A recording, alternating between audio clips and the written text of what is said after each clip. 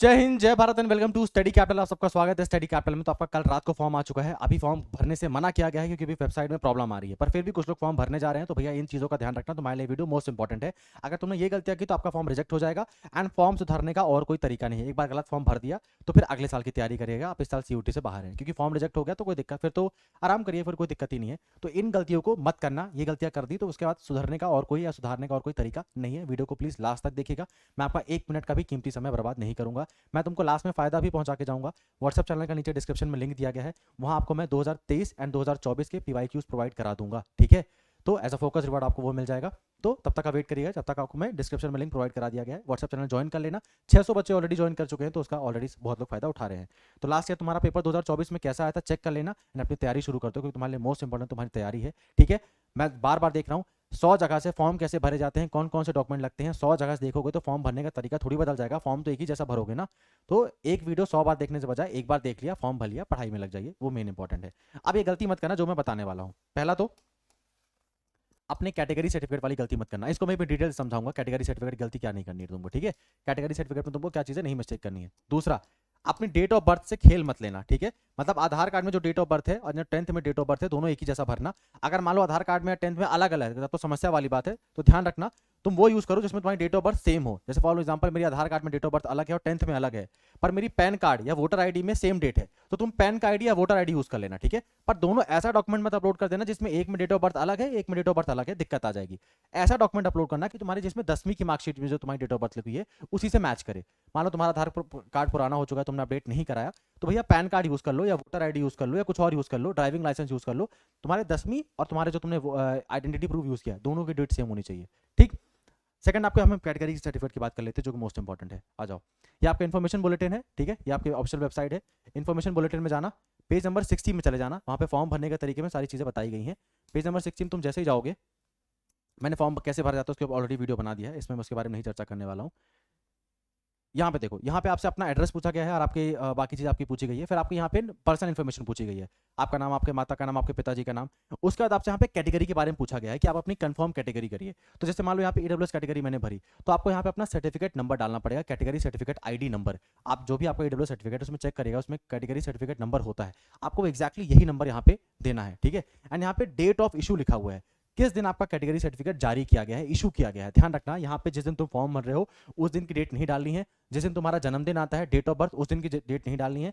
किस दिन तुम्हारा कैटेगरी सर्टिफिकेट इशू किया गया है उसकी डेट डालनी है। ठीक है, तो अगर तुमने दोनों में गलती कर दी तो दिक्कत आ जाएगी, आपका शायद रिजर्वेशन कैंसिल कर दिया जाएगा, आपको अनरिजर्व काउंट किया जाएगा। ये दोनों चीज़ों ध्यान रखना है ना। एक और चीज़, जो SC ST and OBC candidates हैं आपको अपना सेंट्रल वाला कैटेगरी सर्टिफिकेट इशू मतलब अपलोड करना है, स्टेट वाला नहीं है। अपलोड करने की आवश्यकता नहीं है, अपलोड नहीं कर रहा है, लेकिन आपको जो कैटेगरी सर्टिफिकेट आईडी है, जो डेट ऑफ इशू है, वो सेंटर वाली यूज करनी है, स्टेट वाली नहीं काम करेगी। मान लो तुम्हारे पास पुरानी है, नई वाली नहीं बनी है, तो कोई बात नहीं, पुरानी वाली ही अपलोड कर देना, नया वाला बनवा लो। क्योंकि जब जून में तुम्हारी काउंसलिंग होगी, तुम लोग अपने कैटेगरी सर्टिफिकेट से इशू करके तुमको एडमिशन मिलेगा, तब तुमको यहाँ पे ऑफिशियली दिखाना पड़ेगा। तो तब तक नया बनवा लेना, जून तक का समय है तुम्हारे पास, अभी तुम सेंटर वाला भर सकते हो। ध्यान रखना, इशू डेट में कोई गलती तो दिक्कत आ जाएगी। इशू डेट में उसी दिन की इशू डेट डालना जो तुम्हारे कैटेगरी सर्टिफिकेट में दी हुई है, and category certificate ID number में कोई गलती नहीं होनी चाहिए इन दोनों चीजों में।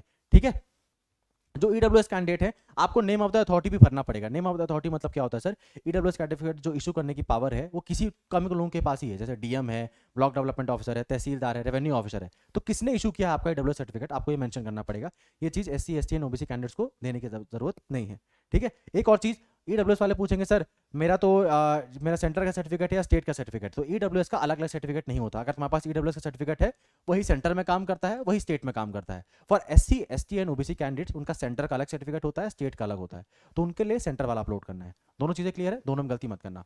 एंड तीसरी चीज, हालांकि बहुत छोटी चीज है पर फिर भी गलती करोगे, बता देता हूं, गलती से भी गलती मत करना कि अपना फोन नंबर और जीमेल आईडी अपने अलावा किसी का डालना। ठीक है, नहीं तो बहुत दिक्कत में आ जाओगे, बाद में रोते ही बैठे रहोगे। क्योंकि तुम्हारे अभी तक फॉर्म भर रहे हो, फॉर्म भरने से लेकर आंसर की से लेकर तुम्हारा रिजल्ट डाउनलोड तक का जितना भी OTP आएगा तुम्हारे जीमेल और तुम्हारे मोबाइल नंबर पे आने वाला है।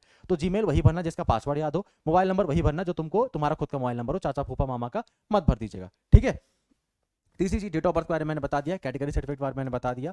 एंड लास्ट जो मोस्ट इंपॉर्टेंट है, जो कि फिर भी लोग गलती करेंगे पर मैं बता ही देता हूं, अपना ना टेस्ट पेपर कोड, जो आपका पेपर कोड है उसको गलती से भी गलत मत भरना है। मैं तुमको बता देता हूं कैसे तुमको पेपर कोड चेक करना होता है। पेपर कोड गलत मत भरना। अगर तुमने पेपर कोड गलत भर दिया उसके बाद तुमको उस कॉलेज में जीवन में कभी एडमिशन नहीं मिल सकता। जैसे तुमको मैं फॉर एग्जांपल समझाता हूं, मैंने पेपर कोड भर दिया HUQP 01 जिसका टाइटल था एंशिएंट हिस्ट्री। ठीक है, एंड मैंने उसका पेपर दे दिया, पेपर मैं देने चला गया एंशिएंट हिस्ट्री का, मैंने पूरे ऑल ओवर इंडिया में टॉप कर दिया, 200 में 300 नंबर आए मेरे। मैं बीएचयू में एमए हिस्ट्री में एडमिशन लेने गया एंड बीएचयू मेरा एप्लीकेशन रिजेक्ट कर देगा। रीजन क्या था, बीएचयू की एलिजिबिलिटी क्राइटेरिया डिफरेंट थी फॉर एमए हिस्ट्री। बीएचयू ने डिमांड किया था HUQP09 को। अब मैं कौन सा पेपर देके आया हूँ, HUQP01 को। तो मेरा चाहे मैंने टॉप कर रखा हो पूरे इंडिया में, कोई फर्क नहीं पड़ता, मेरा एलिजिबिलिटी क्राइटेरिया हटाक से हटा दिया जाएगा, है ना। कैसे चेक करते हैं एक बार देख लो, तो उसमें गलती मत करना। तुम्हारे ऑफिशियल वेबसाइट में तुम लोग जाना, ये तुम्हारा ऑफिशियल वेबसाइट है, ठीक है। यहाँ पे यूनिवर्सिटीज वाला सेक्शन है, इसमें क्लिक करना, किसी भी यूनिवर्सिटी की एलिजिबिलिटी क्राइटेरिया चेक कर सकते हो। फॉर एग्जांपल मैं तुमको ड्यू का चेक करके दिखाता हूँ, ठीक है। इतनी सारी यूनिवर्सिटी है ना, देखो दिल्ली विश्वविद्यालय में जाऊंगा मैं। अब मुझे चेक करना है यहाँ पे दिल्ली विश्वविद्यालय में कि मुझे एमए इंग्लिश के लिए कौन सा पेपर कोड भरना है। तो यहाँ एमए इंग्लिश के लिए बताया हुआ है कि आपको अगर दिल्ली विश्वविद्यालय से एमए इंग्लिश करना है तो आपको LAQP01 भरना है। अब अगर मैंने LAQP01 के अलावा कोई और पेपर कोड का एग्जाम दिया है तो भैया मुझे दिल्ली विश्वविद्यालय में परमिशन नहीं मिलेगा एमए इंग्लिश में, क्योंकि उसने यहाँ पे साफ साफ लिख के रखा हुआ था कि भैया ये मेरी एलिजिबिलिटी क्राइटेरिया है और आपको ये पेपर कोड भरना है। तो तुम जिस भी यूनिवर्सिटी में अप्लाई करने वाले हो, चाहे आसाम यूनिवर्सिटी हो, तेजपुर यूनिवर्सिटी हो, डॉक्टर हरि सिंह गौर या विश्वविद्यालय हो या सागर विश्वविद्यालय हो, उसका एलिजिबिलिटी क्राइटेरिया पहले चेक कर लेना, क्योंकि कई सारी यूनिवर्सिटी क्या करती हैं, अलग अलग कोर्स के लिए अलग अलग कोड यूज करती हैं, ठीक है। तो ध्यान रखना तुम्हारा पेपर कोड कौन सा है उसको तो पहले चेक कर लेना, उसके बाद ही पेपर कोड सही वाला फिल करना। गलत फिल कर दिया तो फिर तो कोई चांस है नहीं एंड इसको सुधारा भी नहीं जा सकता, ठीक है। जैसे मुझे मान लो, और मैं किसी का चेक करता हूँ, बीएड का, मुझे मान लो बीएड का कोर्स करना है उसमें दिल्ली विश्वविद्यालय से, तो यहाँ पे लिखा हुआ है COQP03 है एंड बीएड के 4-5 कोड होते हैं।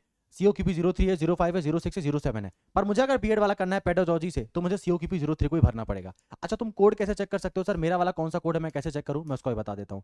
ऑफिशियल वेबसाइट में आना, तुमको यहाँ पे डिस्क्रिप्शन में नोटिस में जाओगे, यहाँ पे एक नोटिस दी हुई है, यहाँ पे हर सब्जेक्ट का कोड ऑलरेडी दिया हुआ है, देखो यहाँ पे, ठीक है। देखो, तो मान लो मुझे बीएड ह्यूमैनिटीज करनी है, ठीक है, तो मैं चेक कर लूंगा बीएड ह्यूमैनिटीज कोड क्या था, HUQP04। और यहाँ चेक करने के बाद अपने जाकर मैं कॉलेज वाले वेबसाइट में चेक कर लूंगा। कैसे चेक करना, अभी जस्ट मैंने बताया, यूनिवर्सिटीज में जाना, कॉलेज सेलेक्ट करना और सेलेक्ट कर लेना तुम्हारी एलिजिबिलिटी क्राइटेरिया क्या है, ठीक है। तो अगर मैं देखूंगा अगर मुझे BHU से बीएड ह्यूमैनिटीज करनी है तो मैं देखूंगा मुझे COQP04 भरना पड़ेगा। पर मैं तुमको सेम बता रहा हूँ, अगर मुझे हिमाचल प्रदेश में मतलब बीएड करना है ना, तो मुझे पता उसके लिए क्या यूज करना पड़ेगा, COQP03 को यूज करना पड़ेगा, क्योंकि हिमाचल की वेबसाइट में बीएड ह्यूमैनिटीज करने के लिए COQP3 की डिमांड है, BHU में COQP04 की डिमांड है। तो मुझे वेबसाइट में हर यूनिवर्सिटी की जाके, जैसे मैंने चेक करना सिखाया, जाके देखना पड़ेगा, देन मुझे पेपर कोड अप्लाई करना है। दोनों में गलती कर दी तो फिर कोई चांस नहीं, क्योंकि आप एलिजिबिलिटी क्राइटेरिया ही फॉलो नहीं कर पा रहे हो यूनिवर्सिटीज का, तो वहाँ पे आपको एडमिशन नहीं मिलेगा। ये दो चीज़ों में गलती मत करना, फॉर्म रिजेक्ट हो जाएगा, रिजेक्ट होने के बाद साल पूरा बर्बाद हो जाएगा, कोई मतलब नहीं निकलेगा। इसी के साथ साथ और कोई छोटी मोटी मिस्टेक मत करना, छोटे बच्चे नहीं हो, बताने वाली बात नहीं है। 10वीं बार में तुम्हारे जो तुम्हारे डाटा करेक्ट है, मतलब रोल नंबर मत गलत भर देना, कोई इन्फॉर्मेशन एक बार 2 बार चेक करके मतलब 2 बार चेक करके उसको सही भरना, गलत मत भर देना, ठीक है। तो बाकी चीज़ें गलत मत करना, पर हाँ इन 3 चीज़ों में गलती की कोई भी गुंजाइश नहीं है, इन 3 चीज़ों में, ठीक है। लास्टली आपको ऐसी और इंपॉर्टेंट अपडेट यहाँ पे मिलती रहेगी, चैनल को सब्सक्राइब करके रखो। और अगर आप बेस्ट तरीके से तैयारी करना चाहते हो, कम समय में सच में चाहते हो कि हमको अच्छे विश्वविद्यालय में एडमिशन मिले, तो आप स्टडी कैपिटल का कोर्स डाउनलोड कर सकते हो। नो डाउट नंबर 1 हम चैनल है, लास्ट 5 ईयर से नंबर 1 चैनल सिर्फ इसलिए नहीं है कि हमारा रिजल्ट आ रहा, इसलिए नहीं कि हमसे बता रहे हैं, रिजल्ट भी नंबर 1 रहा है हमारा CUT PG में। एंड इतने बड़े लेवल में कोई भी तैयारी आपको नहीं करा रहा होगा पूरे यूट्यूब में। कुछ लोग सिर्फ LLB की तैयारी करा रहे हैं, कुछ लोग सिर्फ MBA की तैयारी करा रहे हैं, कुछ लोग सिर्फ MA हिंदी की तैयारी करा रहे हैं, बट आपको यहाँ पर LLB, MBA, MA history, MA geography, MA psychology, MCA, MSc agriculture, हर चीज़ की A to Z तैयारी कराई जा रही है। एंड आपको तैयारी कराने वाले भी कोई ऐसे वैसे नहीं है, आपको जितने भी मेंटर्स उन्होंने खुद BHU DU का एग्जाम खुद क्लियर करके रखा हुआ है। आपके लिए 50% ऑफ भी चल रहा है अभी, तो आप इस फायदा का उठा सकते हैं। 2500 में आपको कोई भी कोर्स मिल जाएगा, MA हिस्ट्री से लेके साइकोलॉजी से लेके ज्योग्राफी से लेके LLB MBA तक कोई भी कोर्स, आपको BEd तक सारे कोर्स मिल जाएंगे, आपको टेस्ट सीरीज कोड के अंदर फ्री मिलेगी, ठीक है। और जहाँ PYQ कहाँ मिलेगा sir, CUT study capital 2025 description में लिंक है, जाके ज्वाइन कर लो, 2023-24 दोनों का PYQ मिल जाएगा। ये तुम्हारे लिए एज अ फोकस रिवॉर्ड है, ठीक है। क्योंकि मैं बता रहा हूँ इंस्टाग्राम वाली पब्लिक यहाँ तक नहीं टिक पाई होगी, उनका फोकस इतना काम नहीं करता है, उनका शॉर्ट्स वाला ही फोकस होता है 1 मिनट का, ठीक है। अगर तुमको कोर्स ज्वाइन करने में कोई दिक्कत आ रही है तो इस नंबर पे कॉल करें ना, आपको यहाँ पे हेल्प हो जाएगी। चैनल को सब्सक्राइब करके रखो और पढ़ाई शुरू कर दो, क्योंकि तुम्हारे लिए मोस्ट इंपॉर्टेंट वो है। जो भी काम की अपडेट होगी तुमको वीडियो मिल जाएगा, छोटी अपडेट होगी तो शॉर्ट्स के माध्यम से बता दूंगा, एंड जो भी काम की चीज़ें होंगी व्हाट्सएप में तो मैं बताता ही रहता हूँ। जो भी मतलब कोई जो लोग फॉर्म में गलती कर रहे थे ना, वो तो मैं व्हाट्सएप में पहले ही बता देता हूँ कि ये गलती मत करना, तो वहाँ ज्वाइन करके रखो, आपको सबसे फास्टेस्ट एंड क्विक अपडेट मिलेगी एंड काम की अपडेट मिलेगी, कोई बकवास नहीं होगी। चलो बाय।